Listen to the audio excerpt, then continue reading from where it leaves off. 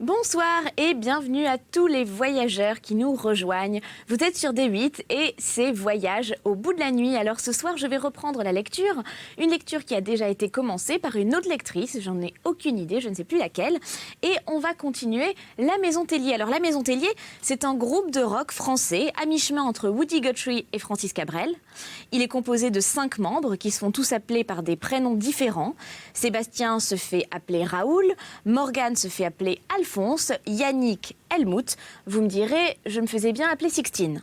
Du coup, avec tous ces noms, j'en perds mon romain, enfin mon latin. Et le groupe signe un album et sort un 5e album du coup en janvier 2016. Il est dans les bacs, je vous invite donc à aller le télécharger, à l'acheter, mais plutôt en vinyle parce que personne n'écoute les CD. De toute façon, les ordinateurs ne sont plus équipés de lecteurs. Tout fout le camp, comme cette introduction, puisque je me suis complètement plantée. Oui, les noms en cachent parfois d'autres. La Maison Tellier, c'est aussi un recueil de nouvelles de Maupassant. Tout comme Voyage au bout de la nuit, qui n'est pas qu'une émission bizarre qui passe la nuit sur D8 avec des filles qui lisent ou qui pensent savoir lire pour certaines et qui oublient qu'avant d'avoir un corps, on est aussi un esprit. Enfin, ça, c'est ce que je pense. D'ailleurs, si on ne nous demandait pas de porter des robes, je vous ferai la lecture en pyjama. Oui, parce qu'on lit rarement comme ça en robe chez soi. En général, moi, quand je lis, je suis dans mon lit et je suis en pyjama. Enfin, je sais pas vous. En tout cas, ça, c'est une autre histoire. Moi, je voulais vous parler donc de La Maison Tellier, qui est un recueil de nouvelles, comme je vous le disais, où se côtoient un bordel, des paysans, des petits employés parisiens, des filles naïves et candides, une réalité dépeinte avec couleur et réalisme. Voilà, ça c'était grandiloquent. Je reprends du coup là où l'autre lectrice s'est arrêtée et nous sommes en pleine nouvelle qui s'intitule « Histoire d'une fille de ferme ». Je ne sais absolument pas de quoi ça parle puisque celle-ci, je ne l'ai pas lue. Donc je reprends là où elle s'est arrêtée et si vous avez manqué la suite comme moi, je vous invite à revoir les replays qui sont disponibles sur le site internet de la chaîne. Merci, très bonne lecture à vous. Elle ne répondait plus rien, étranglée par une angoisse. Il demanda encore « Tu ne veux point ?» Elle soupira. « Je peux pas, notre maître. » Et il tourna les talons. Elle se crut débarrassée et passa le reste du jour à peu près tranquille, mais aussi rompue et exténuée que si à la place du vieux cheval blanc, on lui fait tourner depuis l'aurore la machine à battre le grain. Elle se coucha si tôt qu'elle le put et s'endormit tout d'un coup. Vers le milieu de la nuit, 2 mains qui palpaient son lit la réveillèrent. Elle tressauta de frayeur, mais reconnut aussitôt la voix du fermier qui lui disait « N'aie pas peur, Rose, c'est moi qui viens pour te parler. » Elle fut d'abord étonnée. Puis comme il essayait de pénétrer sous ses draps, elle comprit ce qu'il cherchait et se mit à trembler très fort, se sentant seule dans l'obscurité, encore lourde de sommeil et toute nue, et dans un lit auprès de cet homme qui la voulait. Elle ne consentait pas pour sûr, mais elle résistait nonchalamment, luttant elle-même contre l'instinct toujours plus puissant chez les natures simples et mal protégées par la volonté indécise de ces races inertes et molles. Elle tournait sa tête, tantôt vers le mur, tantôt vers la chambre, pour éviter les caresses dont la bouche du fermier poursuivait la sienne. Et son corps se tordait un peu sous la couverture, énervé par la fatigue de la lutte, lui devenait brutal, grisé par le désir, il la découvrit d'un mouvement brusque. Alors, elle sentit bien qu'elle ne pouvait plus résister. Obéissant à une pudeur d'autruche, elle cacha sa figure dans ses mains et cessa de se défendre. Le fermier resta la nuit auprès d'elle. Il y revint le soir suivant, puis tous les jours. Ils vécurent ensemble.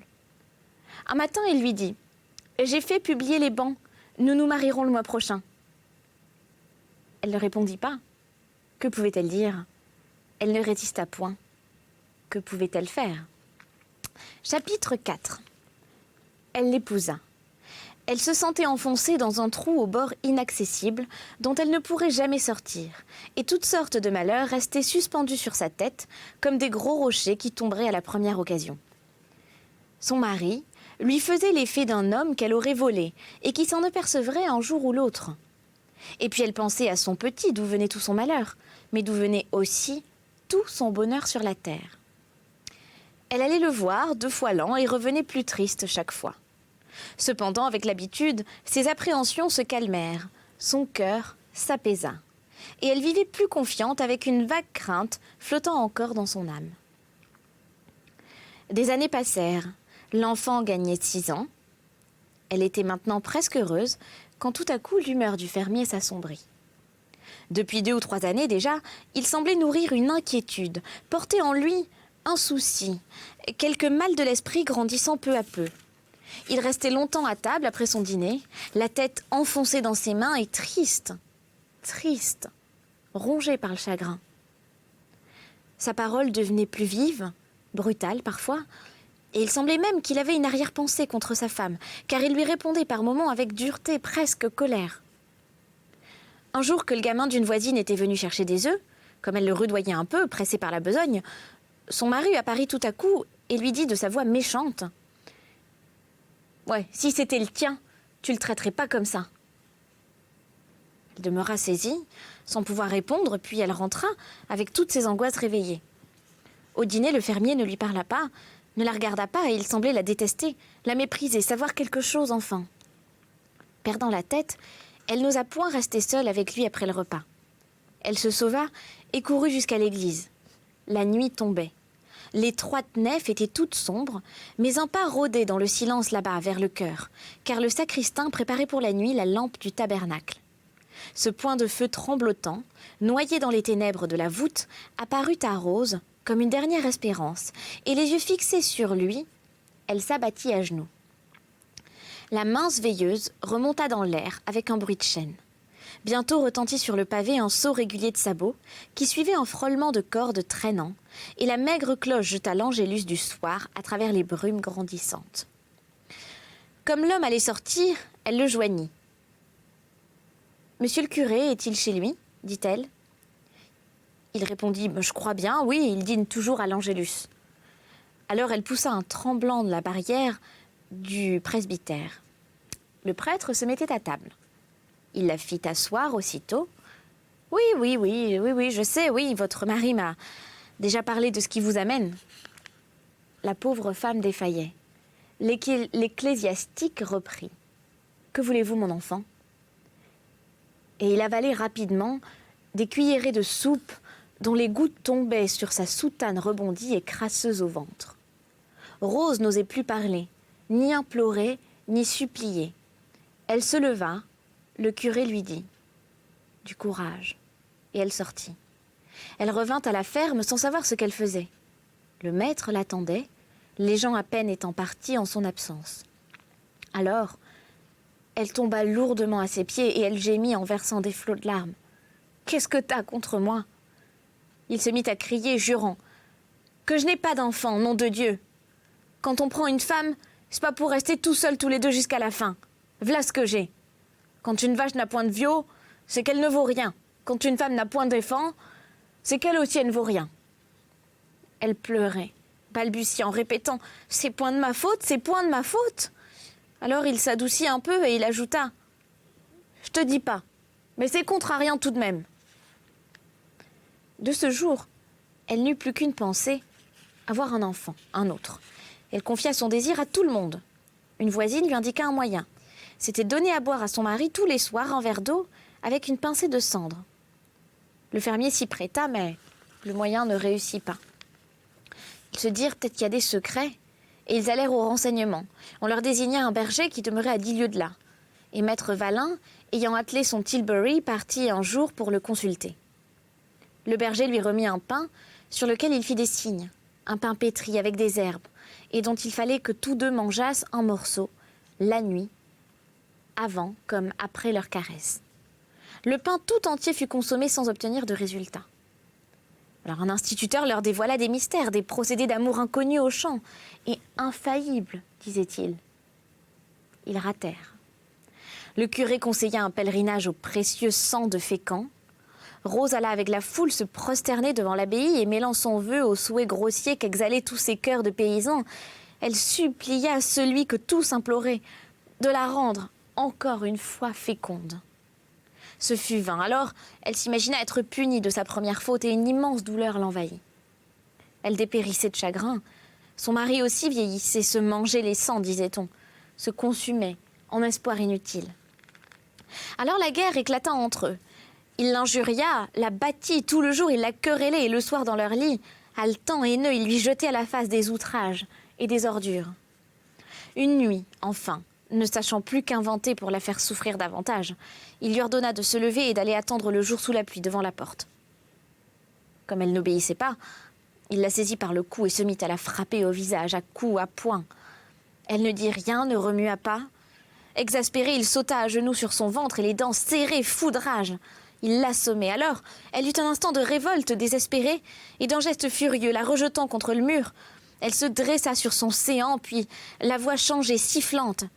« J'en ai un enfant, moi, j'en ai un, et je l'ai eu avec Jacques, tu sais bien. Jacques, il devait m'épouser, il est parti. » L'homme, stupéfait, restait là, aussi éperdu qu'elle-même. Il bredouillait. « Qu'est-ce que tu dis? Qu'est-ce que tu dis ?» Alors elle se mit à sangloter et à travers ses larmes ruisselantes, elle balbutia. « C'est pour ça que je voulais pas t'épouser, c'est pour ça. Je pouvais point te le dire, tu m'aurais mis un sans pain avec mon petit.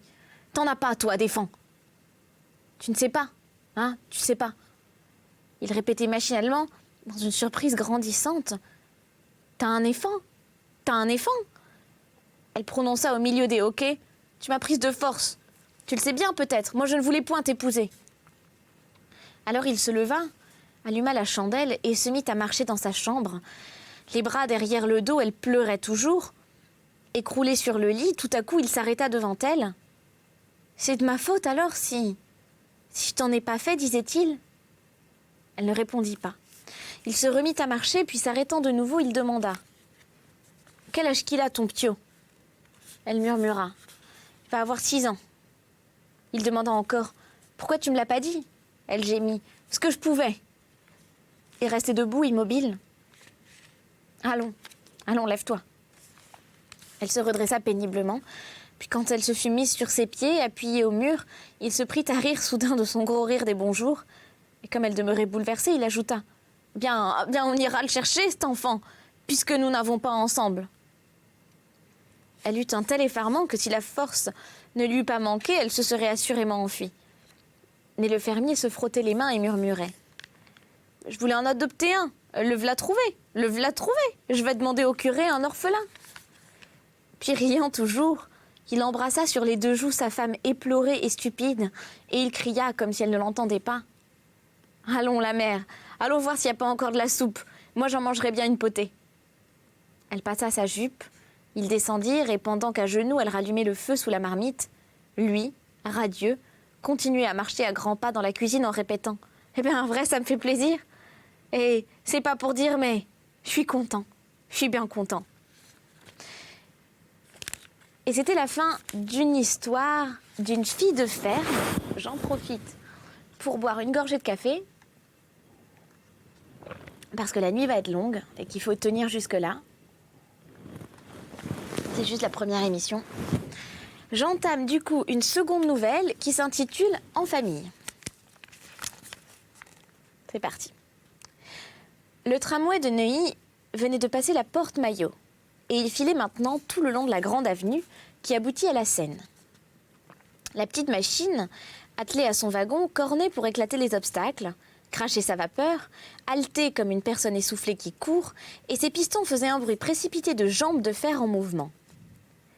La lourde chaleur d'une fin de journée d'été tombait sur la route d'où s'élevait, bien qu'aucune brise ne soufflât, une poussière blanche, crayeuse, opaque, suffocante et chaude qui se collait sur la peau moite, emplissait les yeux, entrait dans les poumons.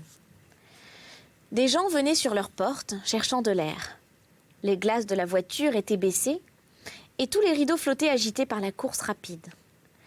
Quelques personnes seulement occupaient l'intérieur, car on préférait par ces jours chauds l'impériale ou les plateformes. C'étaient de grosses dames aux toilettes farces, de ces bourgeoises de banlieue qui remplacent la distinction dont elles manquent par une dignité intempestive. Des messieurs là du bureau, la figure jaunie, la taille tournée, une épaule un peu remontée par les longs travaux courbés sur les tables. Leurs faces inquiètes et tristes disaient encore les soucis domestiques, les incessants besoins d'argent, les anciennes espérances définitivement déçues. Car tous appartenaient à cette armée de pauvres diables râpés qui végètent économiquement dans une chétive maison de plâtre, avec une plate-bande pour jardin, au milieu de cette campagne à dépotoir qui borde Paris. Tout près de la portière, un petit homme gros, la figure bouffie, le ventre tombant entre ses jambes ouvertes, tout habillé de noir et décoré, causait avec un grand maigre d'aspect débraillé, vêtu de coutil blanc très sale et coiffé d'un vieux panama. Le premier parlait lentement, avec des hésitations qu'il faisait parfois paraître bègues. C'était Monsieur Caravane, commis principal au ministère de la Marine. L'autre, ancien officier de santé, à bord d'un bâtiment de commerce, avait fini par s'établir au rond-point de Courbevoie, où il appliquait sur la misérable population de ce lieu les vagues connaissances médicales qui lui restaient après une vie aventureuse. Il se nommait Chenet et se faisait appeler docteur. Des rumeurs couraient sur sa moralité. Monsieur Caravane avait toujours mené l'existence normale des bureaucrates. Depuis 30 ans, il venait invariablement à son bureau, chaque matin, par la même route, rencontrant à la même heure, aux mêmes endroits, les mêmes figures d'hommes allant à leurs affaires. Et il s'en retournait chaque soir par le même chemin, où il retrouvait encore les mêmes visages qu'il avait vus vieillir. Tous les jours, après avoir acheté sa feuille d'un sou à l'encoignure du faubourg Saint-Honoré, il allait chercher ses 2 petits pains, puis il entrait au ministère à la façon d'un coupable qui se constitue prisonnier. Et il gagnait son bureau vivement, le cœur plein d'inquiétude, dans l'attente éternelle d'une réprimande pour quelque négligence qu'il aurait pu commettre. Rien n'était jamais venu modifier l'ordre monotone de son existence, car aucun événement ne le touchait en dehors des affaires du bureau, des avancements et des gratifications. Soit qu'il fût au ministère, soit qu'il fût dans sa famille, car il avait épousé sans doute la fille d'un collègue, il ne parlait jamais que du service. Jamais son esprit, atrophié par la besogne abétissante et quotidienne, n'avait plus d'autres pensées, d'autres espoirs, d'autres rêves que ceux relatifs à son ministère. Mais une amertume gâtait toujours ses satisfactions d'employé. L'accès des commissaires de marine, des ferblantiers, comme on disait à cause de leur galon d'argent, aux emplois de sous-chef et de chef, et chaque soir, en dînant, il argumentait fortement devant sa femme, qui partageait ses haines, pour prouver qu'il est inique à tous égards de donner des places à Paris aux gens destinés à la navigation. Il était vieux maintenant, n'ayant point senti passer sa vie, car le collège, sans transition, avait été continué par le bureau, et les pions, devant qui il tremblait autrefois, étaient aujourd'hui remplacés par les chefs, qu'il redoutait effroyablement. Le seuil de ces despotes en chambre le faisait frémir des pieds à la tête. Et de cette continuelle épouvante, il gardait une manière gauche de se présenter, une attitude humble et une sorte de bégaiement nerveux. Il ne connaissait pas plus Paris que ne le peut connaître un aveugle conduit par son chien, chaque jour, sous la même porte. Et s'il lisait dans son journal d'en dessous les événements et les scandales, il les percevait comme des contes fantaisistes, inventés à plaisir pour distraire les petits employés. Hommes d'ordre, réactionnaires sans parti, déterminés, mais ennemis des nouveautés. Il passait les faits politiques, que sa feuille du reste défigurait toujours pour les besoins payés d'une cause, et quand il remontait tous les soirs l'avenue des Champs-Élysées, il considérait la foule houleuse des promeneurs et le flot roulant des équipages à la façon d'un voyageur dépaysé qui traverserait des contrées lointaines. Ayant complété cette année même ses 30 années de service obligatoire, on lui avait remis au 1er janvier la croix de la Légion d'honneur, qui récompense dans ses administrations militarisées la longue et misérable servitude. On dit loyaux service, de ces tristes forçats rivés au carton vert. Cette dignité, inattendue, lui donnant de sa capacité une idée haute et nouvelle, avait en tout changé ses mœurs. Il avait dès lors supprimé les pantalons de couleur et les vestons de fantaisie, porté des culottes noires et de longues redingotes où son ruban, très large, faisait mieux. Et rasait tous les matins, écurant ses ongles avec plus de soin, changeant de linge tous les 2 jours par un légitime sentiment de convenance et de respect pour l'ordre national dont il faisait partie, il était devenu, du jour au lendemain, un autre Caravane, rincé, majestueux et condescendant. Chez lui, il disait « Ma croix à tout propos ». Un tel orgueil lui était venu qu'il ne pouvait même plus souffrir à la boutonnière des autres aucun ruban d'aucune sorte. Il s'exaspérait surtout à la vue des ordres étrangers, qu'on ne devrait pas laisser porter en France. Et il en voulait particulièrement au docteur Chenet, qu'il retrouvait tous les soirs au tramway, orné d'une décoration quelconque, blanche, bleue, orange ou verte. La conversation des deux hommes, depuis l'Arc de Triomphe jusqu'à Neuilly, était du reste toujours la même. Et de ce jour-là, comme les précédents, ils s'occupèrent d'abord de différents abus locaux qui les choquaient l'un et l'autre. Le maire de Neuilly, en prenant à son aise, puis comme il arrive infailliblement en compagnie d'un médecin, Caravane aborda le chapitre des maladies, espérant de cette façon glaner quelques petits conseils gratuits, ou même une consultation en s'y prenant bien sans laisser voir la ficelle. Sa mère du reste l'inquiétait depuis quelque temps. Elle avait des syncopes fréquentes et prolongées. Et bien que vieille de 90 ans, elle ne consentait point à se soigner.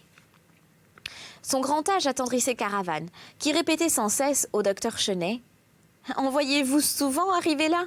Et il se frottait les mains avec bonheur, non qu'il tînt peut-être beaucoup à voir la bonne femme s'éterniser sur terre, mais parce que la longue durée de la vie maternelle était comme une promesse pour lui-même. Il continua.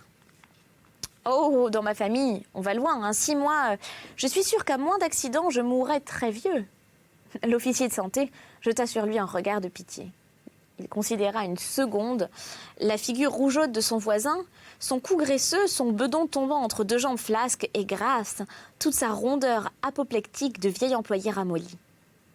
Et relevant d'un coup de main le panama grisâtre qui lui couvrait le chef, il répondit en ricanant « Hein, pas si sûr que ça, mon bon. Votre mère est une aztèque et vous n'êtes qu'un plein de soupe. » Caravane, troublé, se tut. Mais le tramway arrivait à la station. Les 2 compagnons descendirent et M. Chenet offrit le vermouth au Café du Globe, en face, où l'un et l'autre avaient leurs habitudes. Le patron, un ami, leur allongea 2 doigts qu'ils serrèrent par-dessus les bouteilles du comptoir. Et ils allèrent rejoindre 3 amateurs de dominos, attablés là depuis midi. Des paroles cordiales furent échangées avec le quoi de neuf inévitable. Ensuite, les joueurs se remirent à leur partie, puis on leur souhaita le bonsoir. Ils tendirent leurs mains sans lever la tête et chacun rentra dîner. Caravane habitait auprès du rond-point de Courbevoie une petite maison à 2 étages dont le rez-de-chaussée était occupé par un coiffeur.